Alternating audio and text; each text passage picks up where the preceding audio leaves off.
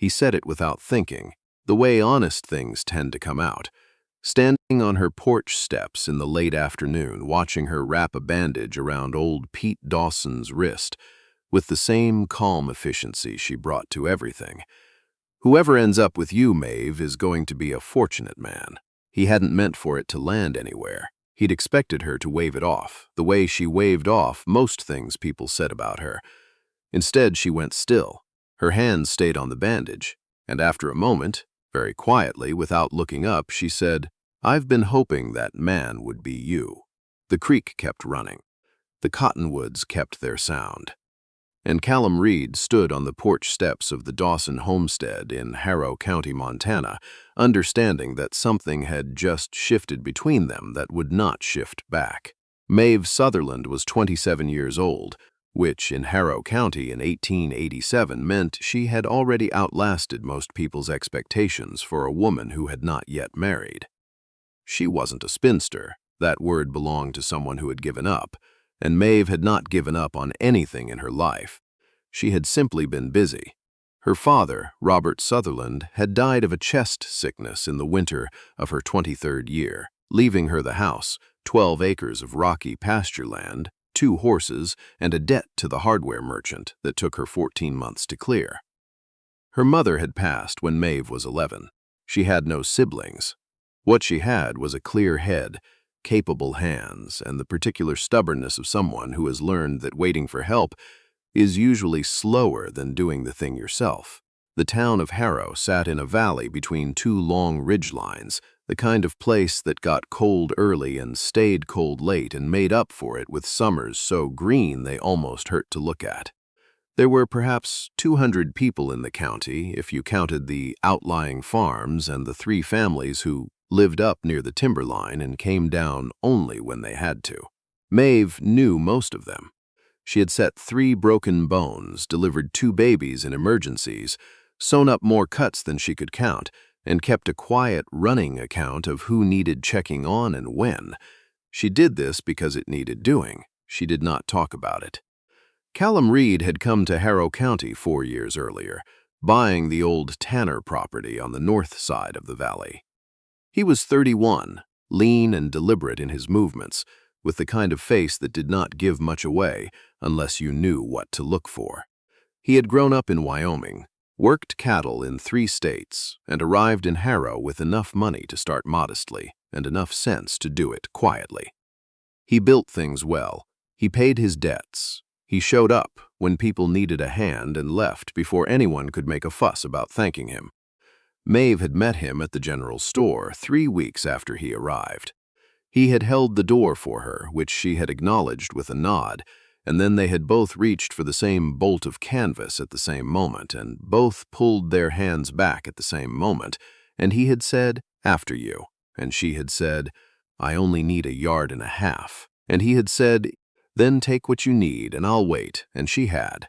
That was their beginning, a bolt of canvas in a general store, not much to look at from the outside.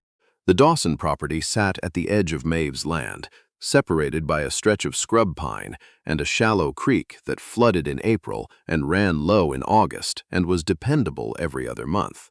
Pete Dawson was 63, a widower, and had the self-sufficiency common to men his age who had spent decades solving their own problems, which meant he occasionally solved them badly and needed someone to come in afterward and fix what he'd made worse. Maeve checked on him every week. She did not call it checking on him. She called it returning the axe she'd borrowed, or dropping off the seedlings she'd grown more of than she needed, or asking his opinion on something she already knew the answer to. Pete understood what she was doing and did not mention it, which was one of the reasons she liked him.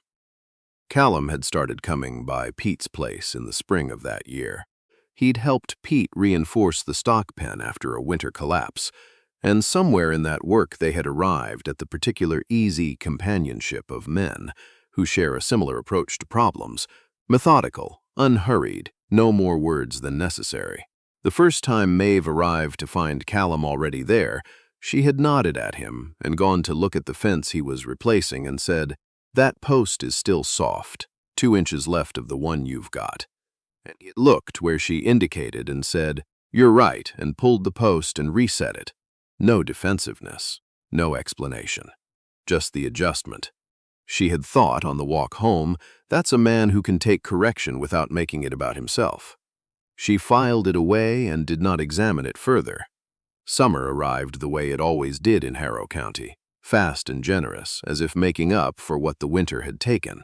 The valley went green all at once in late May and stayed that way through September, and the ridgelines above turned purple with wildflowers that Maeve cut and dried and kept in the kitchen window all winter. She had been cutting hay from the upper field on a Wednesday morning when her horse came up lame. The right front, a stone bruise, nothing permanent but enough to put her on foot for the 3 miles back to the house. She had walked it without particular complaint. It was inconvenient, not catastrophic, and had come around the long curve of the road to find Callum Reed heading the same direction in his wagon. He pulled up. "Your horse? Stone bruise. She'll be fine in a week." He looked at the 3 miles of road between them and the valley. "Get in," he said. "I'll take you back for the horse tomorrow." She did not argue. The ride was mostly quiet, which suited them both.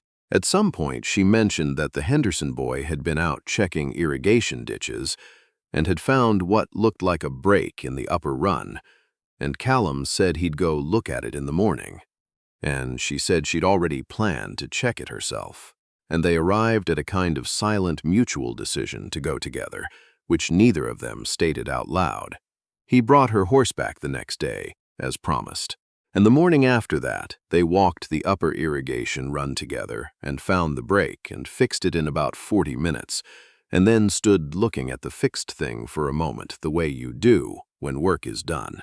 And Maeve said, "Good," and Callum said, "Yes," and that was enough. She walked home thinking about how unusual it was, not the repair, but the ease of the whole morning, how she hadn't felt the low-level alertness she usually carried around other people, the readiness to manage something, to smooth something over, to compensate for something. She had just worked, and it had just been fine. She didn't think more about it than that. Not then. The summer social in Harrow was held on the last Saturday of August at the flat ground near the church where the grass was even enough for dancing. It was the largest gathering of the year. People came in from the outlying farms, from the timber families, from the settlements 20 miles east. Old Hector Moss played fiddle, as he had for 30 years, badly but enthusiastically, and enough people danced badly enough that it evened out. Maeve arrived with a tray of dried apple pastries she had made the night before and found a table that needed organizing and organized it. This was her usual approach to social events: arrive with something useful, find the nearest task, stay in motion. It was not that she was uncomfortable. It was that motion felt more natural to her than stillness in rooms full of people. She was aware of Callum arriving. She was not watching for him. She was simply aware, the way you are aware of particular sounds in a room after you've heard them enough times to know them. He found her at the table. "Those look good," he said, nodding at the pastries. "They're better than they look," she said. "Then I'll have one now and one later." She handed him one. He ate it, said nothing for a moment. "Then that's about the best thing I've had in 3 months. There's a recipe," she said. "It isn't complicated. I'd probably ruin it." "Probably," she agreed. He laughed. She found, somewhat to her surprise, that she was smiling. Later, she danced with Hector Moss's son because he asked and she liked him well enough, and then with Douglas Webb because refusing would have required more energy than saying yes, and then she stood at the edge of the gathering and watched the valley go gold in the last hour of light. Callum was across the grass, talking with Pete Dawson and one of the Hendersons. He said something, and Pete laughed. Not his polite laugh, but the real one that came from the chest. She thought, he's good with Pete, she thought. Pete doesn't laugh like that with many people. She thought, less clearly, something she didn't finish thinking. On the walk home in the dark, she was very honest with herself for about 4 minutes, and then stopped being honest with herself and went to bed. August moved into September. The mornings came cooler. Pete Dawson's wrist went bad, an old injury that flared every fall. something in the joint that swelled and ached and made it difficult for him to grip things. Maeve came to wrap it on a Tuesday, as she did most things, because it needed doing, and she was the one nearby who knew how. Callum was there. He had come to finish the last section of Pete's fence before the ground hardened, and he was still on the porch when Maeve arrived, sleeves rolled, hands marked with work. He nodded at her. She nodded back. She sat with Pete on the porch steps and began unwinding the old bandage and assessing the joint, asking him to flex and extend, watching his face for the moment his expression tightened. "Same as last year," she said. "Maybe a little better." "Feels worse," Pete said. "That's because last year you didn't do the split rail fence in August. I had help this year. You had someone do the groundwork. You still did the rail work." Pete looked at Callum. "She's never wrong," he said. "It's a lot to live with." Callum said nothing, but his eyes moved to Maeve for a moment with something in them she didn't examine. She was focused on the wrist, wrapping it carefully, keeping the tension even. Pete made a small sound when she pressed at the joint. "I know," she said quietly. "Almost done." It was after she had finished. After she'd tied off the bandage, and Pete had flexed his hand experimentally and pronounced it better, which meant it was tolerable. That Callum said it. He wasn't looking at her when he said it.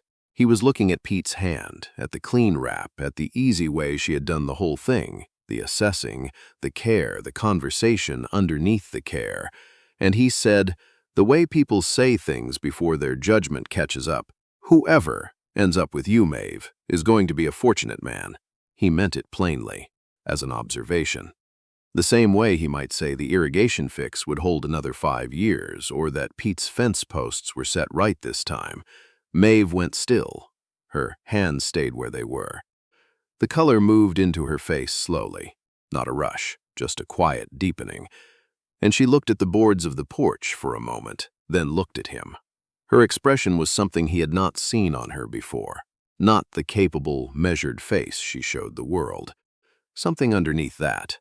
Open, and a little afraid, and already decided.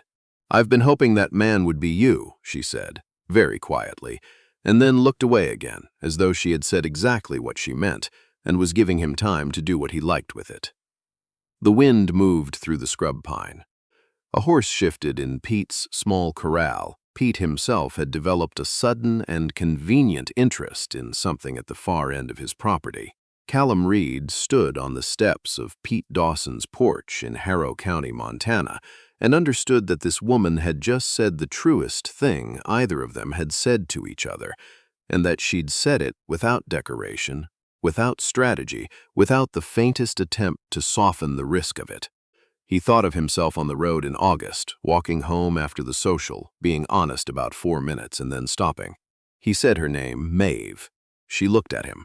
"I meant what I said." She held his gaze steadily. "I know you did, that's why I said what I said." A pause. The pine made its dry sound. "How long?" he asked. She considered this with the same care she brought to everything. "The irrigation ditch," she said finally. That morning, he thought back. The easy morning, the work and the quiet. That was April. "Yes," she said. "You?" He almost said the social. He thought more carefully. "The store," he said. "When you bought the canvas." She looked at him steadily for a moment. That was 4 years ago. "I'm slow," he said. Something moved across her face. Not quite a smile yet, but close. "You're here," she said. "That's what matters." He spoke to Robert Sutherland that evening. He had almost said there's no one to speak to and caught himself. Maeve's father had been gone 4 years. What she had was herself and her land and whatever arrangements she'd made. She did not need his permission from anyone, but he went to find her at her own property in the early evening light. She was at the kitchen table with the account ledger open, the way she always seemed to be at the end of the day. Not from anxiety, just from the habit of order. She looked up when he knocked on the open door. "I'd like to call on you properly," he said, "if that's something you'd want." She closed the ledger. "I wouldn't have said what I said this afternoon if it wasn't." "I know," he said. "I wanted to ask anyway." She looked at him for a moment. Then she stood up and went to put water on for coffee and said over her shoulder, "Sit down then. You're letting the evening in." He sat down. He felt, somewhat to his own surprise, like a man who has been walking toward something without knowing it and has just arrived. Calling on Maeve Sutherland was not like anything he had expected it to be, mostly because he had not been entirely sure what to expect. He had imagined it might be formal in the way these things sometimes were. The careful Sunday visits, the conversation kept to weather and crop yields and suitable topics. What it was instead was, she showed him where the fence post on the east side was going soft, and he fixed it on a Thursday morning, and she handed him coffee after without ceremony. It was, she had opinions about the territorial grazing disputes that were sharper and better reasoned than most of what he'd heard from men twice her age, and she offered them without apology and without performing them either. It was, she taught him to make the dried apple pastries one afternoon and was patient when he got the proportions wrong the first time, and laughed at the second batch in a way that was not unkind and said, "Try the third one," and the third one was fine. She was not soft. She was not fragile. She was not waiting to be taken care of. What she was, and this was the thing Callum had been slowly understanding since April without having the language for it, was someone who had built an entire life on the assumption that she would do it alone, and had done it well, and had never stopped quietly, hoping she wouldn't have to. One evening in early October, he walked to her property after supper and found her outside in the last of the light, sitting on the step with a coffee cup and looking at the western ridgeline where the sun had gone half an hour ago and left the sky all orange and gray. She didn't hear him coming until he was almost there, and she turned without startling and said, "There's coffee inside." He went in and got a cup and came back and sat on the step beside her, and they looked at the ridgeline together. "Are you happy here?" he asked. "On your own land, with this life." She was quiet for a moment, not because she didn't know, but because she took questions seriously. "Yes," she said. "It's a hard life, but it's mine. I've never wanted a different one." She looked at the last of the color in the sky.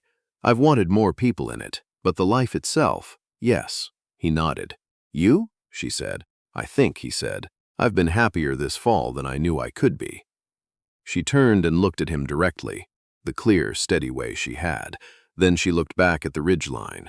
"Good," she said simply. They sat there until the stars came out. Neither of them moved to go. There was one night that Callum never told her about. It was mid-October, 2 weeks before the first hard frost. He had been walking across the lower field toward her house.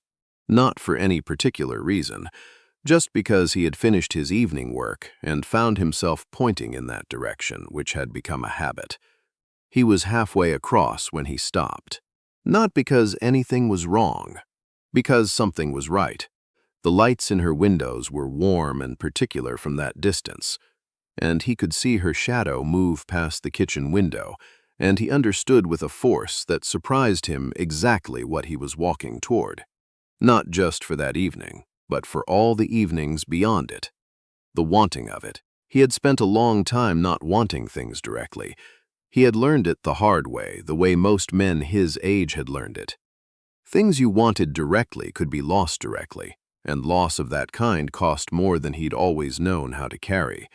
It was easier to hold things loosely, to not declare, to let circumstances be what they were without staking himself on them. He stood in the dark field for 7 minutes. He knew because he counted them, which was something he did when he was making himself stay with something uncomfortable rather than away from it. Then he walked forward. She heard him on the porch and opened the door before he knocked. She always heard him coming across the field, though neither of them mentioned how she knew. She said, "You're later than usual," and he said, "I stopped to look at something," and she said, "There's soup left if you're hungry," and he stepped inside into the warmth and the particular smell of her kitchen, coffee, and dried herbs and wood smoke, and thought, "This is what I almost talked myself out of." He asked her at the creek. He had thought about other places. The ridge above the valley where you could see 3 counties on a clear day, the spot in the upper field where the wildflowers grew dense in June. But when the moment came, the creek seemed right. The creek was where Pete's porch faced. The creek was where they had come back to, in one form or another since the beginning. It was the 1st of November. The cottonwoods along the water had gone gold and were loosening their leaves in the cold air. Maeve had her coat on and her hair down, which was unusual for her. She had come to the creek to water her horse, and the horse was drinking quietly at the bank. Callum had seen her from his side and come to the fence. He had the ring in his coat pocket, his grandmother's, silver, plain, with a thin braided edge. He had been carrying it for 3 weeks, waiting for the right moment, and had come to understand that the right moment was not something you found, but something you made. "Maeve," he said. She turned from the horse. He climbed the fence and stood in front of her, and he said what he meant plainly, because that was what she preferred and what she deserved. "I know I was slow. 4 years is a long time not to see something that was right in front of me, but I see it now. I see you now. The way you do things, the way you think, the way you show up for people without making a production of it. I want to be the person who shows up for you." He paused. "I want to build a life with you if you'll let me. I would like it very much if you'd marry me." She looked at him for a long moment. Her eyes were bright, not crying, just bright. The way eyes go when something lands fully. "Callum Reed," she said. 4 years. "I know. 4 years," she said again. But there was no sharpness in it, just the fact of it, and something underneath the fact that sounded a great deal like relief. "Is that a yes?" he asked. "That is absolutely a yes," she said. He put his grandmother's ring on her finger there at the creek bank with the cottonwood leaves coming down around them. She looked at it for a moment. Just a moment, with an expression that had nothing to do with the ring itself and everything to do with what it meant she was walking toward. Then she looked up at him, and he kissed her for the first time, and the creek went on running the way it had always run, indifferent and constant, and the cottonwoods let go of a few more leaves into the November cold. The winter that followed was the best of Maeve's life, though she would not have said so to anyone who asked because she had a practical suspicion of dramatic statements. What she would have said was, "It was a good winter. Things went well." What she meant was, there were 2 fires instead of 1 in the evenings, his and hers alternating, supper moving back and forth between the 2 houses until it stopped making sense to keep track. What she meant was, she told him about the debt she'd carried after her father died, not because she needed sympathy, but because she had never told anyone, and it had been sitting in her for 4 years, and he listened without offering advice she hadn't asked for and said, "That was a hard thing to do alone," and she said, "Yes, it was, and that was enough." He fixed the front step of her house without telling her. She noticed and didn't say anything for 2 days, and then said, "The step," and he said, "It was going soft," and she looked at him for a moment and nodded, and he understood that the nod meant more than it appeared to. He had done other things that winter, too. Repaired the hinge on the cellar door, cleared the ice from the water trough. On mornings he got to it first, left split wood stacked on her porch twice when he knew she was behind on it. He did not mention any of these things. She did not mention them either. But one evening in February she said, with her eyes on the fire, rather than on him, "I know what you've been doing." He said nothing. She said, "Thank you." 2 words, no performance, which, from Maeve Sutherland, was the equivalent of a speech. He understood that she was thanking him not for the individual things, but for the particular quality of attention they demonstrated, that he had been watching, that he had seen what was needed before she had to say it. That was what the thanks was for. They married in April as the valley came back to green. Half of Harrow County came, which was most of it. Maeve wore a dress her neighbor Frances had helped her make. Cream-colored wool, simple, without embellishment, exactly right for who she was.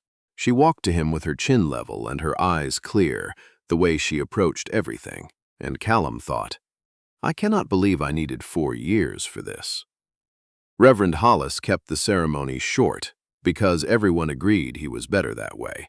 Pete Dawson's voice went rough when he said "about time" under his breath at the moment the vows finished, which caused a ripple of muffled laughter through the closest rows. Old Hector Moss played fiddle. People danced in the grass outside the church until the light went. The dried apple pastries. She had made 6 trays, he had made 2, with results that were honestly close to equal, were gone within the first hour.